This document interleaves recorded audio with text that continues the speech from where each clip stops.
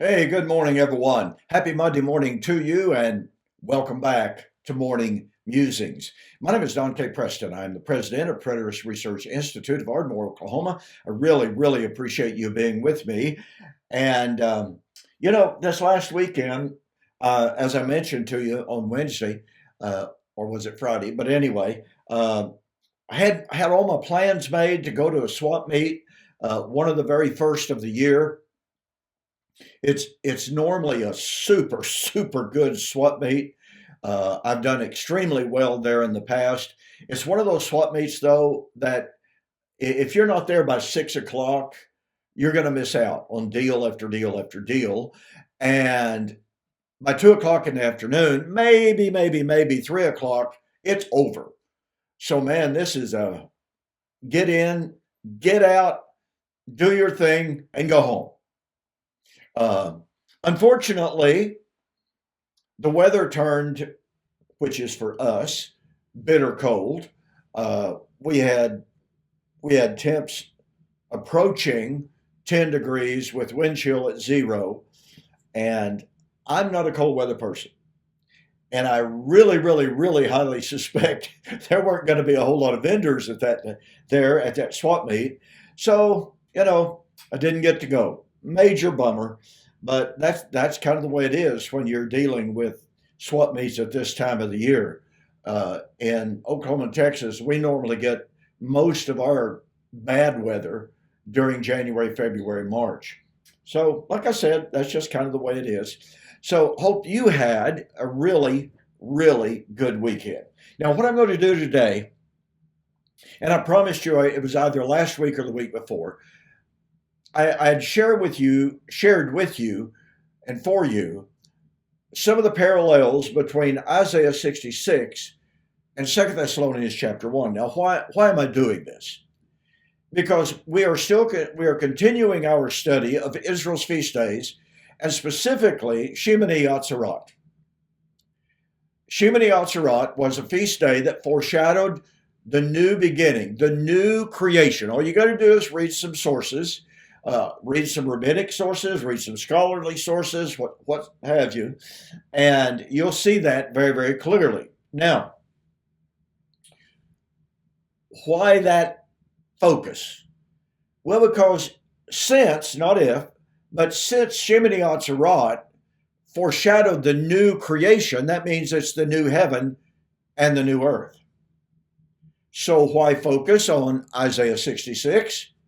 Well, because Isaiah 66 foretold the coming of a new heaven and a new earth.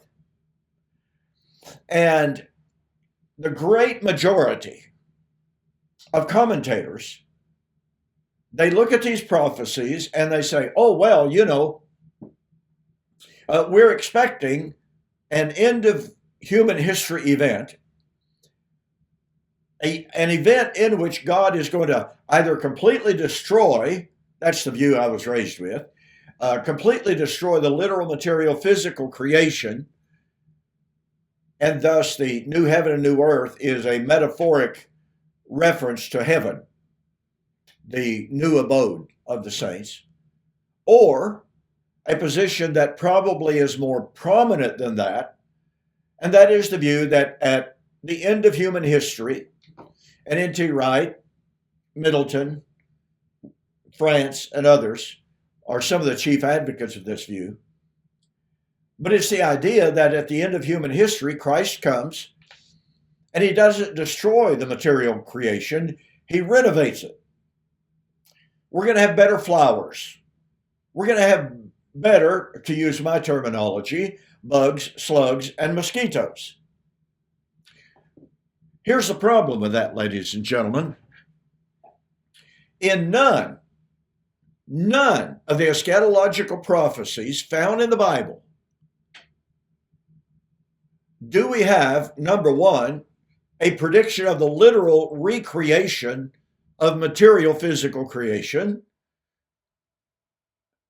A close examination of all of those new creation passages demonstrates that beyond any shadow of a doubt. And point number two, all of the new creation prophecies are couched in the context of the predictions and prophecies of the destruction of Old Covenant Israel and Jerusalem and the temple. This is a huge, huge paradigm shift. But I want to tell you something. And by the way, let me do this. For the month of February 2026, U.S. orders only, I'm offering 2 of my more popular books. These are the days of vengeance, or these are the days in which all things must be fulfilled. And Elijah has come, a solution for Romans 11, 25 to 27. Now, I'm offering the Elijah book specifically because I mentioned Elijah in one of my videos last week, and the response to that was excellent. And of course, when we talk about prophecy, all prophecy being fulfilled, then guess what? That's what this is all about.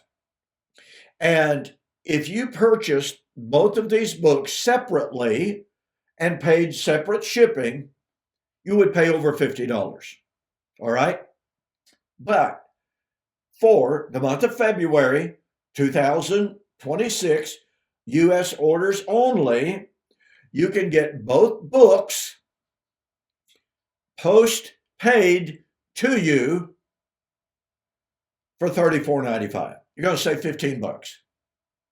Okay? And this book especially is going to deal with a lot of what we're dealing with here on the new creation. Okay? Because in this book, I talk about the fulfillment of Israel's feast days. But I do that in this book as well. These 2 books are very unique. You're not going to find what's in these books almost anywhere else. So go to my website, DonKPreston.com. There'll be a beautiful banner right up at the very top. Just click on it. Now, my webmaster, Alan Morton, was out of town. Not quite sure he's back, but I'll be sending him an email this morning. This is Sunday morning. And I'll be sending him an email for the 2-book special. So if the banner's not there on Monday morning, it will be very, very shortly. So just keep looking.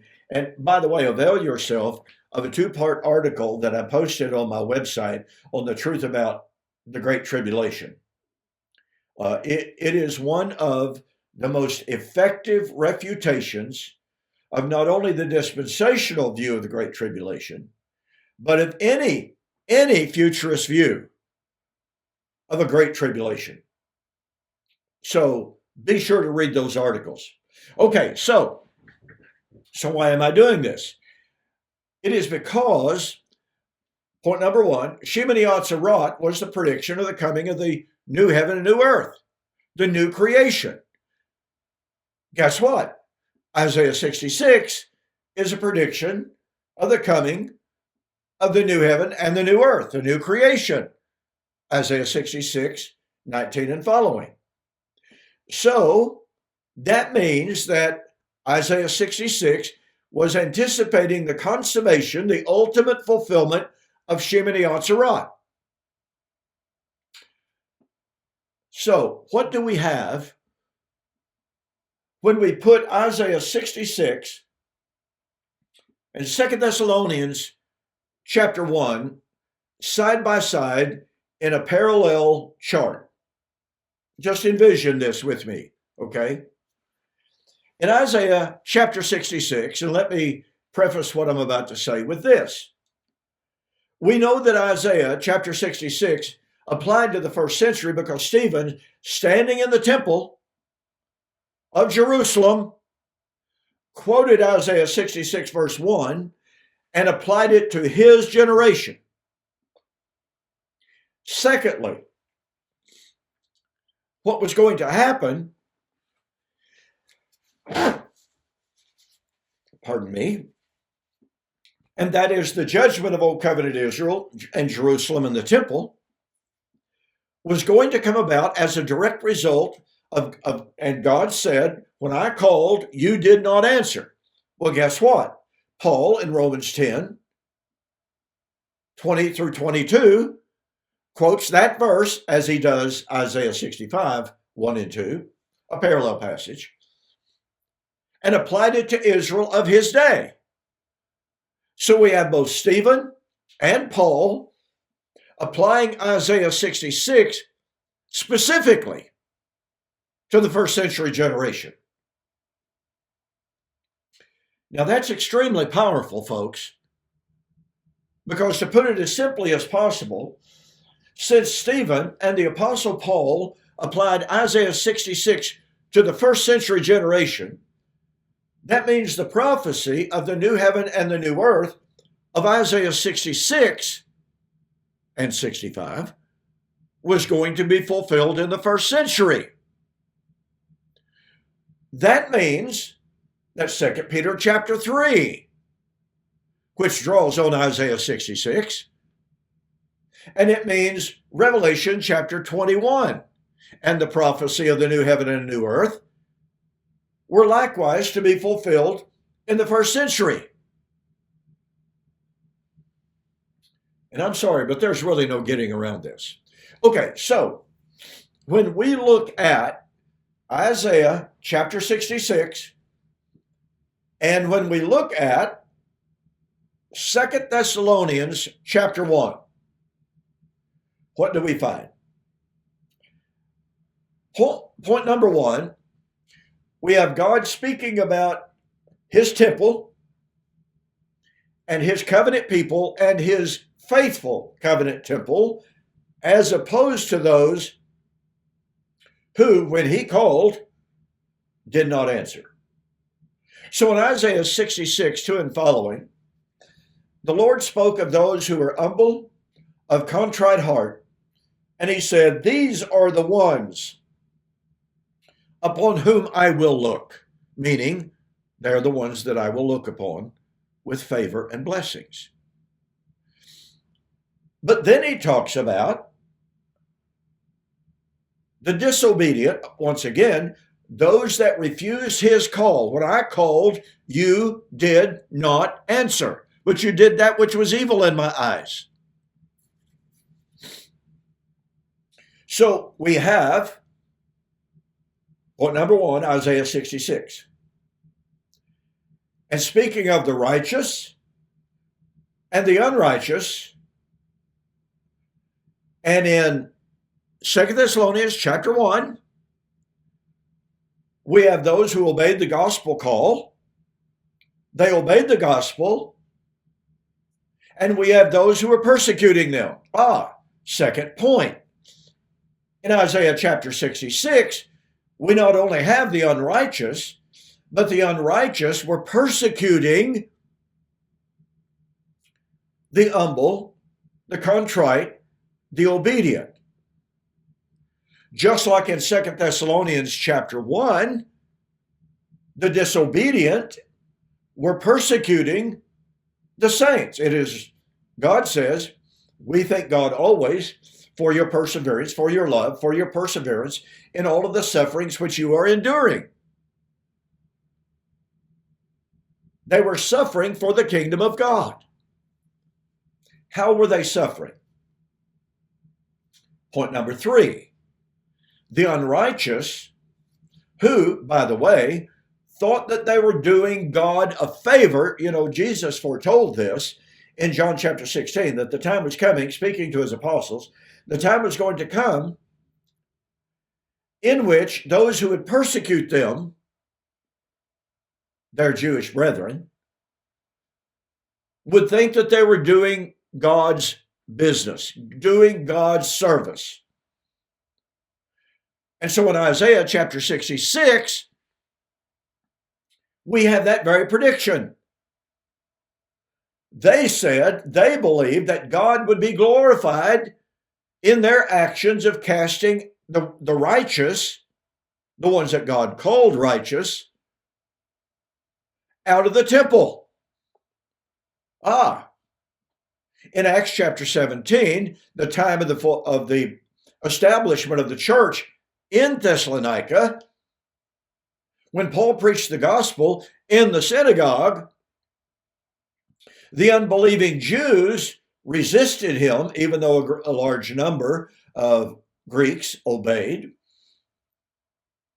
But the unrighteous, the disobedient, those who thought they were doing God a favor, went into the local agora marketplace, and there they found some certain unsavory folks and paid them, evidently, stirred them up against Paul and his companions, against the church, and they began to persecute them, thinking they were doing God's work.